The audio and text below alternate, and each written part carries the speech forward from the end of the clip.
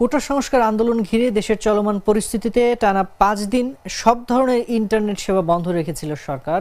অবশেষে মঙ্গলবার রাতে সীমিত পরিসরে ব্রডব্যান্ড ইন্টারনেট সংযোগ চালু করা হয়েছে। তবে mobile internet, Facebook, WhatsApp, Instagram সহ বিভিন্ন সামাজিক যোগাযোগ মাধ্যম এখনো বন্ধ।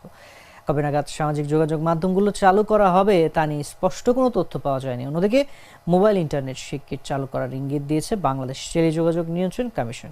মঙ্গলবার রাতে বিটিআরসির চেয়ারম্যান প্রকৌশলী মহিউদ্দিন আহমেদ গণমাধ্যমকে জানান, প্রথমে সরকারি হাসপাতাল, ওয়াসা, ডেস্কো এবং ব্যাংকগুলোতে ইন্টারনেট সেবা চালু করা হয়েছে। এরপর জাতীয় press club, Dhaka reporters unity, বিভিন্ন গণমাধ্যমের অফিস, বাণিজ্যিক এলাকা, বাংলাদেশ রেলওয়ে, তথ্য প্রযুক্তি খাতের প্রতিষ্ঠানগুলোতে ইন্টারনেট দেওয়া হয়।